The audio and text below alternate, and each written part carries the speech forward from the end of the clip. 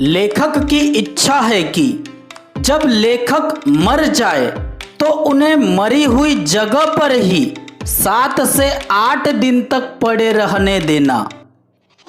नमस्ते विद्यार्थियों, आज हम डॉक्टर हरिवंश राय बच्चन जी द्वारा लिखा गया पाठ मेरे पिताजी का अध्ययन करेंगे।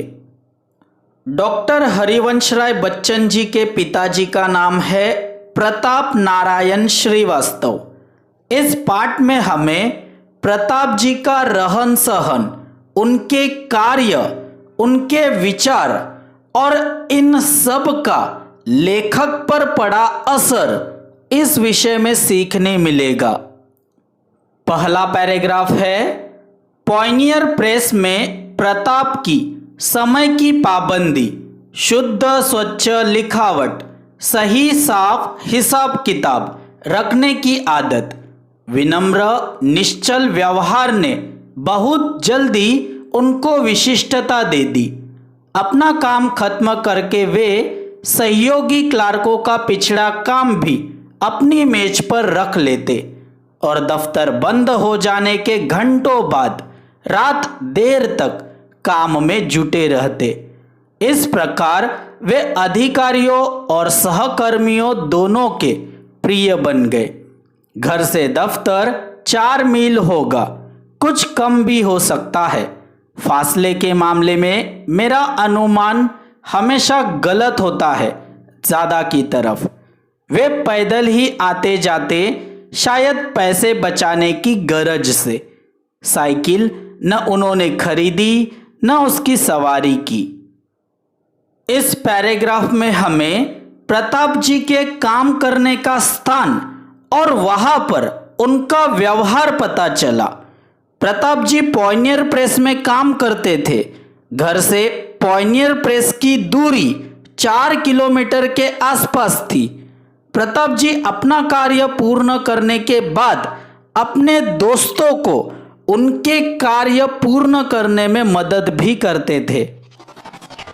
नेक्स्ट पैराग्राफ, दफ्तर के लिए उन्होंने एक तरह की पोशाक अपनाई और जितने दिन दफ्तर में गए उसी में गए। काला जूता, ढीला पाजामा, अचकन जो उनके लंबे इकहरे शरीर पर खूब फफती थी, और दुपल्ली टोपी। जाड़ों में मेरी माँ के हाथ का बुना ऊनी गुलूबंद उनके गले में पड़ा रहता था। दफ्तर से बाहर के लिए वे धोती पर बंद गले का कोट पहनते थे। सिर पर फेल्ट कैप जो उन दिनों विलायत से आती थी और काफ़ी महंगी होती थी। पिताजी बाहर निकलते तो छाता उनके हाथ में ज़रूर होता। मौसम साफ हो और रात हो तो वे छड़ी लेकर चलते थे, पर पतली नहीं, अच्छी मोटी मजबूत। लंबी लाठी मेरे घर में नहीं थी, पर लाठी चलाने की तालीम पिताजी ने कभी ज़रूर ली होगी। इस पैराग्राफ में लेखक ने अपने पिताजी की वेशभूषा और कुछ चीज़ें जो उनके पास रहती थी इसके बारे में बताया है। प्रताप जी जितने भी दिन ऑफिस गए एक ही तरह की पोशाक में गए, जैसे काला जूता, ढीला पजामा, अचकन और दुपल्ली टोपी। ऑफिस से बाहर मतलब जब वह ड्यूटी पर नहीं होते थे तब वह धोती, बंद गले का कोट और एक फेल्ट कैप भी पहनते थे। प्रताप जी जब भी घर से बाहर निकलते तब उनके साथ या तो छाता या तो लाठी जरूर होती थी। नेक्स्ट लाइन, मुझे एक बार की याद है, शहर में किसी कारण हिंदू मुस्लिम दंगा हो गया था। पिताजी ने धोती ऊपर कर ली, कुर्ते की बाहें चढ़ा ली और अपना पहाड़ी मोटा डंडा दाहिने हाथ से कंधे पर संभाले, बायां हाथ तेजी से हिलाते नंगे पांव आगे बढ़े। उन्होंने उनके पास जाकर कहा, मैं लड़ने नहीं आया हूँ, लड़ने को आता तो अपने साथ औरों को भी लाता। डंडा केवल आत्मरक्षा के लिए साथ है। कोई अकेला मुझे चुनौती देगा तो पीछे नहीं हटूंगा। मर्द की लड़ाई बराबर की लड़ाई है। चार ने मिलकर एक को पीट दिया तो क्या बहादुरी दिखाई। अकेले सिरफिरे की बात समझी जा सकती है। चार आदमी मिले तो उन्हें कुछ समझदारी की बात करनी चाहिए। इस तरह की लड़ाई तो बेसमझी की लड़ाई है। कहीं किसी ने किसी को मारा, आपने दूसरी जगह किसी दूसरे को मार दिया। धर्म का नाता है तो पास पड़ोस इंसानियत का नाता भी है। इंसान मेल से रहने को बना है। लड़ाई कितने दिन चलेगी? 2 दिन, 4 दिन, 5वें दिन फिर सुलह से रहना होगा। 2, 4, 10, 12, 100, 50 हिंदू मुसलमानों के कट मरने से न हिंदुत्व समाप्त होगा न इस्लाम खत्म होगा। साथ रहना है तो खूबी इसी में है कि मेल से रहे। एक दूसरे से टकराने की जरूरत नहीं। दुनिया बहुत बड़ी है। पिताजी की बातों का असर हुआ। उस दंगे में फिर कोई वारदात नहीं हुई। आगे भी कई बार जब शहर में हिंदू मुस्लिम दंगे हुए, हमारे मोहल्ले में शांति बनी रही। इन पैराग्राफ में लेखक ने हिंदू मुस्लिम दंगों के समय उनके पिताजी द्वारा किए गए कार्यों के विषय में बताया है।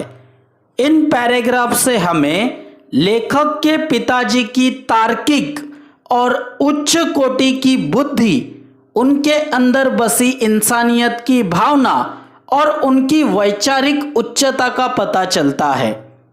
लेखक के पिताजी का कहना है कि लड़ाई करने आया अकेला इंसान पागल हो सकता है, परंतु लड़ाई करने आए 4 इंसानों में से चारों के चारों पागल नहीं हो सकते।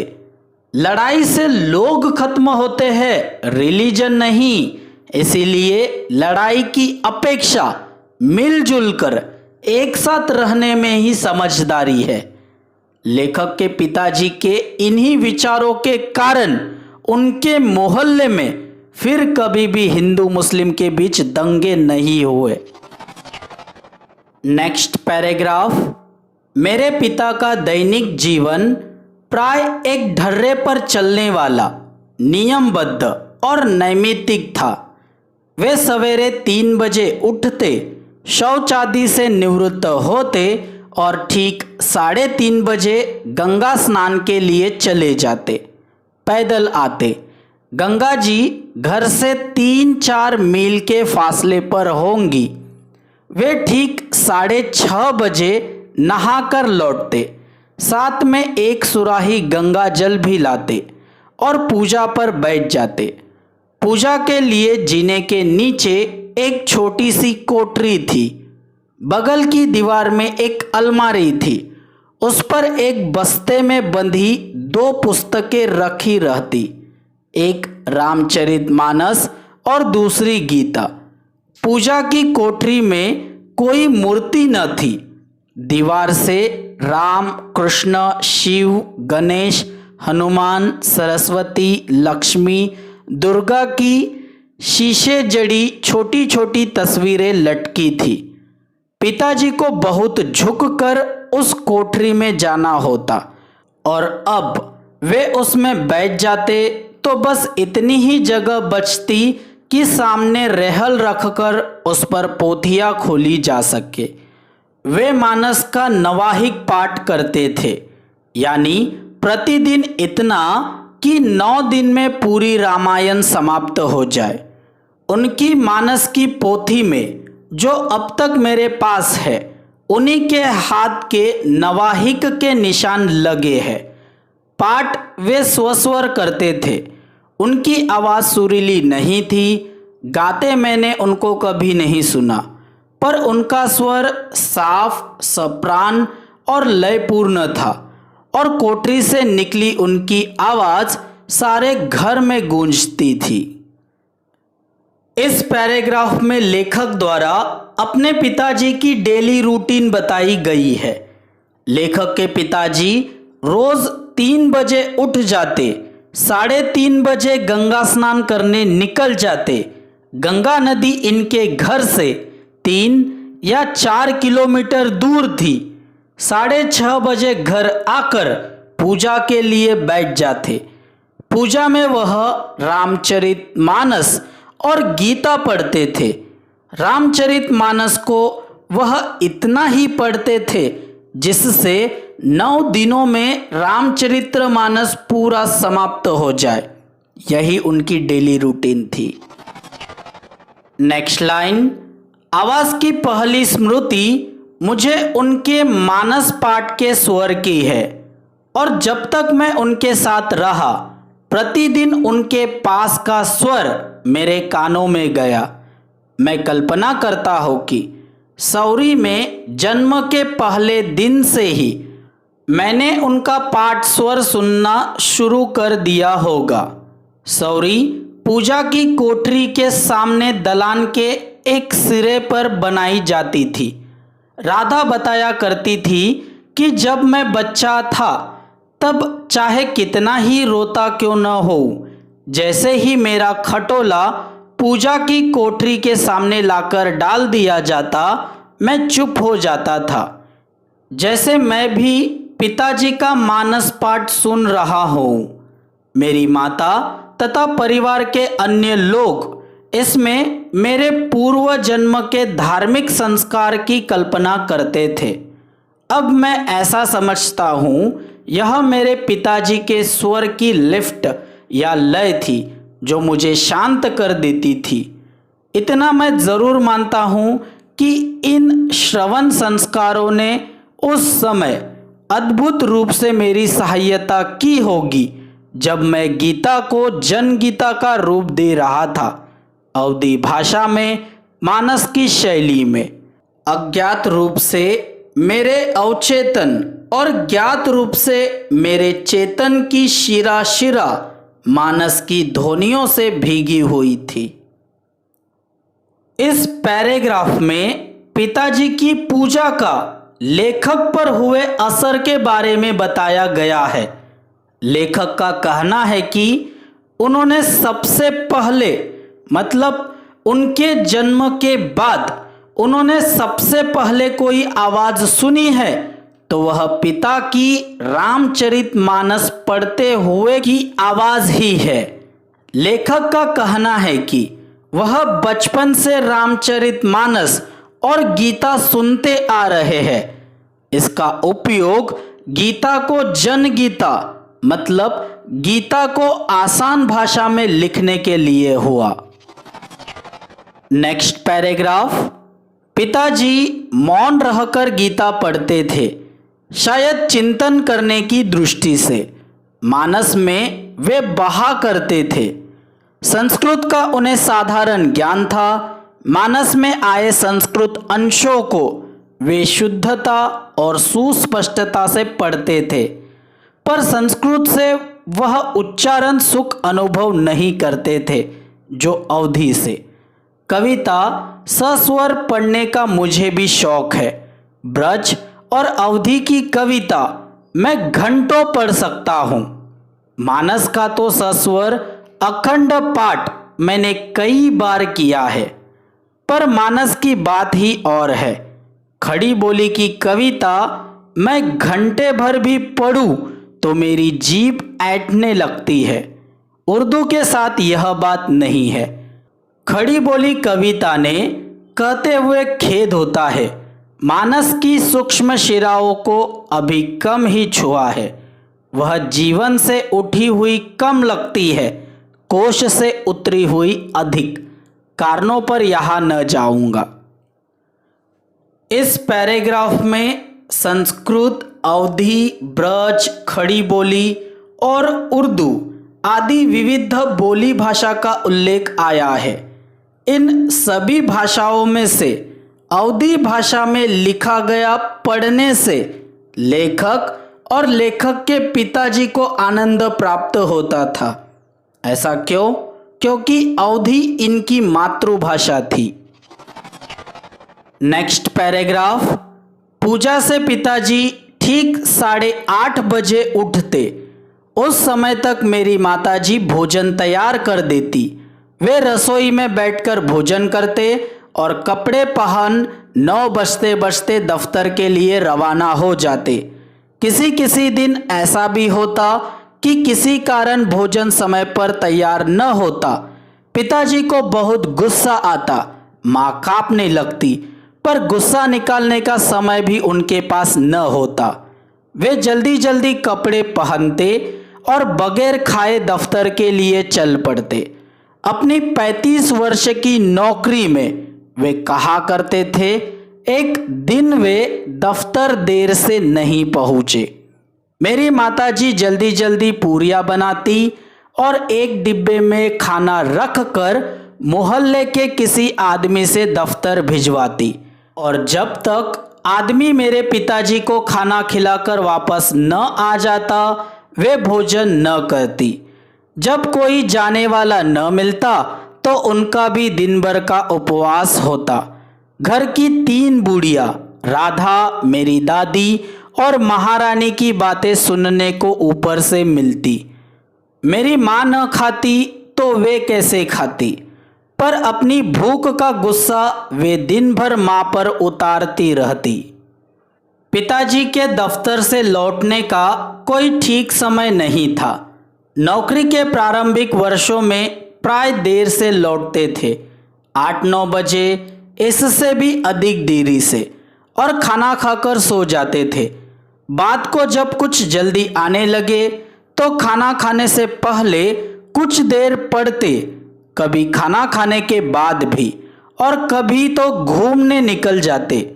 सुबह गंगा स्नान में आने जाने के 8 मील, दिन को दफ्तर आने जाने के 8 मील, यानी कुल 16 मील चल लेने पर भी उनकी चलास तृप्त नहीं होती थी, और रात को 2-3 मील घूम फिर आने को वे तैयार रहते थे। तभी तो मैं कहता हूँ कि उन्हें चलने का मर्ज था। सबसे अचरज की बात यह थी कि रात को चाहे जितनी देरी से सोए, उठते वे सुबह 3 ही बजे थे। उनका कहना था कि नींद लंबाई नहीं गहराई मांगती है, यानी कम घंटों की भी गहरी नींद ज़्यादा घंटों की हल्दी नींद का काम कर देती है। उनके इस फार्मूले के प्रति विश्वास ने मुझसे अपने नींद पर कितना अत्याचार कराया है, इसे सोचकर कभी कभी मैं कहता हूँ कि जब मैं मरूं तो मुझे 7-8 दिन तक यूं ही पड़े रहने देना। इस असंभव की कल्पना भर सुखद है, क्योंकि मुझे अपने जीवन की बहुत सी रातों की नींद पूरी करनी है। इस पैराग्राफ में लेखक के पिताजी का अपने काम के प्रति प्रेम और इससे घर वालों को हुई परेशानी का पता चलता है। लेखक के पिताजी ने 35 साल काम किया और उन 35 सालों में वह एक दिन भी ऑफिस लेट नहीं गए। कभी कभार लेखक की माताजी समय पर खाना नहीं बना पाती थी तो पिताजी का गुस्सा और घर की अन्य औरतों की गालियां लेखक की माताजी को सुननी पड़ती थी। पिताजी की इसी समय की पाबंदी के कारण पिताजी के साथ साथ घर के सभी लोगों को भी भूखा रहना पड़ता था। लेखक की इच्छा है कि जब लेखक मर जाए तो उन्हें मरी हुई जगह पर ही 7 से 8 दिन तक पड़े रहने देना। पिताजी की समय की पाबंदी ने उनसे बहुत सारी नींदें छीन ली है। Next paragraph. समय की पाबंदी की जो उत्कटता उन्होंने अपनाई थी, उनके निभाने के लिए घर के लोगों का सहयोग आवश्यक था। उन्हें सेंस ऑफ टाइम वक्त का अंदाज देने के लिए पिताजी ने अपनी नौकरी के पहले वर्ष में एक आराम घड़ी खरीदी और लाकर दालान की तिकोनिया पर रख दी। यह घड़ी नई नहीं थी, विक्टोरियन युग की थी और पॉइनियर के दफ्तर में बहुत दिनों से काम दे रही थी। वह कंडम माल की तरह निकाल दी गई तो पिताजी ने शायद 2 रुपए में ले ली। यह घड़ी बेहया साबित हुई। थोड़ी बहुत सफाई के बाद वह चलने लगी तो चलती ही चली गई। 7वें दिन उसमें चाबी देनी पड़ती, वह अलार्म भी बजाती। उसके कभी घड़ी साज के यहाँ जाने की मुझे याद नहीं। तिकोनिया और खाली इसकी कोई तस्वीर मेरे दिमाग में नहीं। मेरे पिता के जीवन पर्यंत वह चलती रही। उनकी मृत्यु को लगभग 30 वर्ष होने आए हैं, अब भी वह चल रही है। मेरे पास नहीं है। मेरी बड़ी बहन के लड़के रामचंद्र फुटबॉल के अखिल भारतीय प्रसिद्धि के खिलाड़ी उसे अपने नाना की एक निशानी के रूप में ले गए थे। मैं जब कभी राम के घर जाता हूँ, हिर फिर कर मेरी आँख उस घड़ी पर जा टिकती है। हमारे घर में कितने जन्म मरण, शादी ब्याह, भोज महोत्सव उसने देखे हैं। कितने हर्ष विषाद, अश्रु हास, वाद विवाद, कितने क्रोध कलह, रोदन गायन, श्रम संघर्ष की वह साक्षी रही है। मेरी माँ अक्सर कहती थी, नाम तो एकर आराम घड़ी है, पर न ई खुद आराम करत है न केहू का आराम करे देत है। आराम घड़ी नाम ऐसी घड़ियों को शायद इसीलिए दिया गया होगा कि ये एक जगह रख दी जाती है। अलार्म से आराम आया हो तो भी कोई अचरज की बात नहीं। कभी कभी आराम का आ भी छोड़ दिया गया है और ऐसी घड़ियों को मैंने लोगों को राम घड़ी भी कहते सुना है। इस अंतिम पैराग्राफ में लेखक ने अपने पिताजी की घड़ी के विषय में बताया है। इस घड़ी को लेखक के पिताजी ने अपने जॉब के पहले साल ही खरीदा था। लेखक के पिताजी ने 35 साल तक जॉब की। इस घड़ी ने उन्हें 35 साल तक मदद की। पिता के मृत्यु के 30 साल बाद भी यह घड़ी चल रही है। यह घड़ी आज भी चालू है। इस घड़ी को आराम घड़ी कहते हैं, परंतु लेखक की माताजी इस घड़ी को कहती है कि आराम घड़ी नाम होने के बावजूद भी न ये खुद आराम करती है और न दूसरों को आराम करने देती है।